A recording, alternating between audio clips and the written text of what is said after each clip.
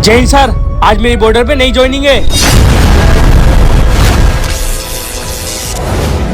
संकेत आ गया है, मालिक के पास जाने का वक्त हो गया।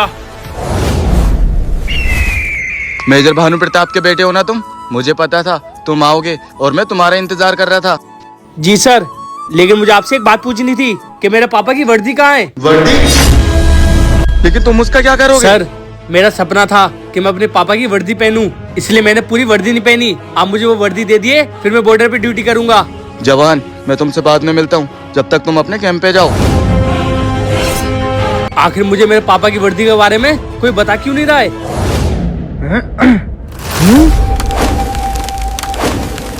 ये इस पेड़ को क्या हो रहा है?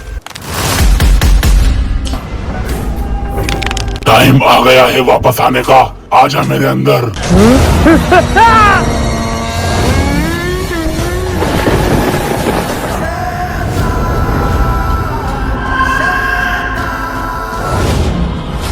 आखिर मैं इसको कैसे बताऊं कि इसके बाबा कोई नॉर्मल इंसान नहीं थे, उनकी वर्दी में शक्तियां थी।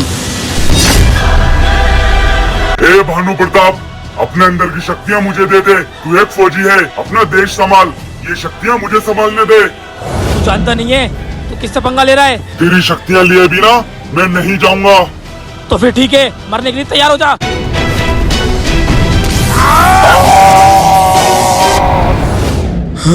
अगर मैं कैद हुआ तो शक्तियां तेरे पास भी नहीं होंगी, तू भी मरेगा।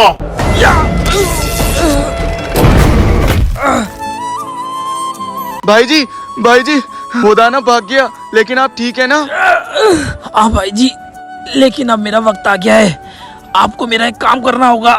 ये जादुई वर्दी आप अपने पास रख लीजिए और समय आने पर ये मेरे बेटे को दे देना, क्योंकि अब इस जादुई वर्दी का असर मेरे खून पर ही होगा। भाई जी।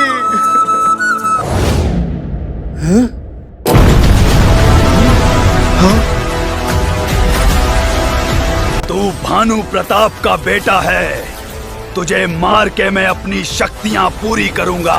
क्या? लगता है उस वर्दी को निकालने का समय आ गया है।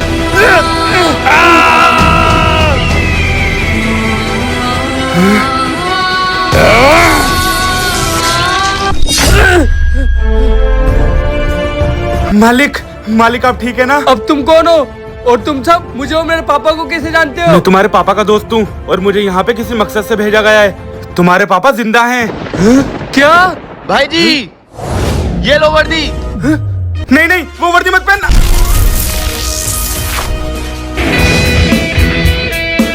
अब क्या होगा?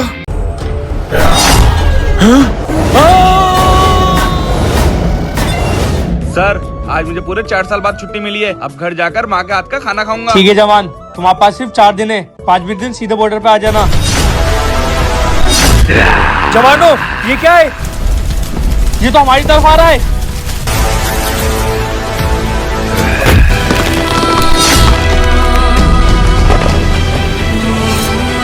मुझे भाई जी को बताना होगा।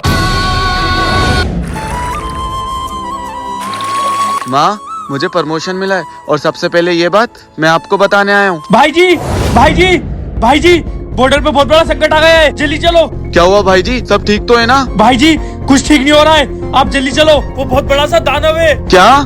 चलो। हाँ? हे, क्यों कर रहा है तू ये सब और क्या चाहता है? तुम सब फौजियों का खात्मा, इसे करने से मुझे कोई नहीं रोक सकता। भाई जी, आप इसका ध्यान भटकाओ, मैं इसको मारने के लिए जादू गन लेके आता हूँ।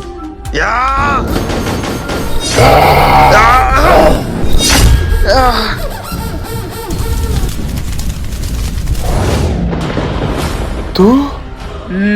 हाँ, मैं।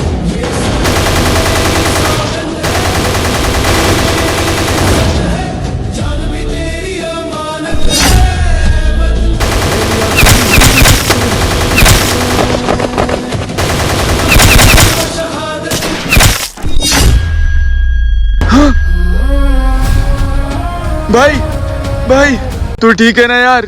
गलती से तेरे गोली लग गई। गलती नहीं, तू मुझसे जलता है ना, इसलिए तूने मेरे जानबूझ के गोली मारी है। नहीं मेरे भाई, मेरा यकीन कर, मैं आतंकवादियों को मारा था, मुझे नहीं पता था कि तू यहाँ पर है। नहीं, अब सफाई देने का कोई फायदा नहीं है। मैं जा तो रहा हूँ, लेकिन लौट कर जरूर आऊंगा जब तक तुझे और तेरे साथियों को बर्बाद नहीं कर दूंगा मेरी आत्मा को शांति नहीं मिलेगी। भाई भाई भाई, तू अभी तक उसी बदले की आग में जल रहा है जो मैंने जानबूझ के भी नहीं किया था। मैं सब जानता हूँ तेरी फितरत को, तू अच्छा बनने की कोशिश मत कर।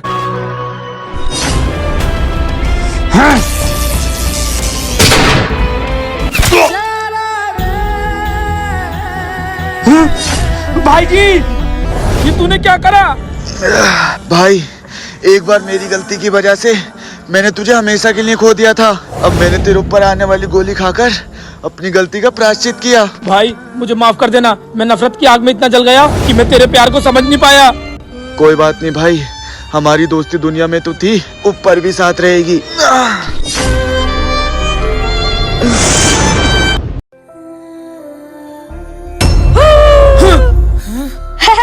पापा डर गए, पापा डर गए। साले नौटंकी, ये अपना नाटक खत्म नहीं करेगा? चल जल्दी आ, हाथ बेटा मेरे काम में।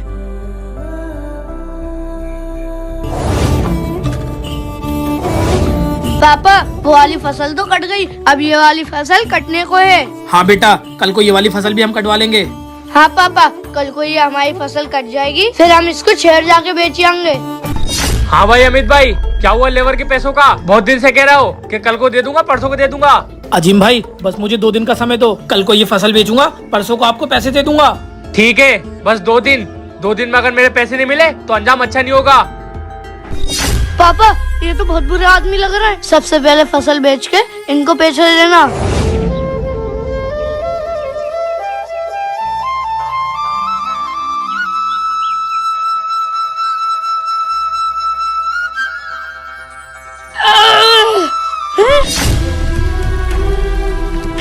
हमारे खेत जल गए। पापा पापा पापा पापा पापा, खेत में आग लग गई। हाँ, क्या? हाँ, ये सब क्या हो गया? हमारे खेत? पापा हमारे खेत तो जल गए, अब क्या होगा? अमित भाई, ये क्या हो गया? तुम्हारी फसल कैसे जल गई और ये किसने करा? पता नहीं आमिर भाई, ऐसा कौन दुश्मन है जिसने हमारी रात में फसल जला दी? अमित भाई, आपकी सारी फसल तो जल गई, लेकिन हम आपकी एक मदद कर सकते हैं। हमारे यहाँ से स्टूडेंट्स का एक ग्रुप रूस जा रहा है, जिसके लिए हम आपके बेटे को पढ़ाई के लिए वहाँ भेज सकते हैं। मैं यहाँ वालों को तो जैसे तैसे करके पैसे दे दूंगा, लेकिन मुझे अपने बेटे की भविष्य की बहुत चिंता थी। मैं जानता हूँ अमित भाई, अब आप फिक्र मत करिए, आपके बेटे की पढ़ाई की जिम्मेदारी मेरी। चलो बेटे, अब आप फिक्र मत करिए।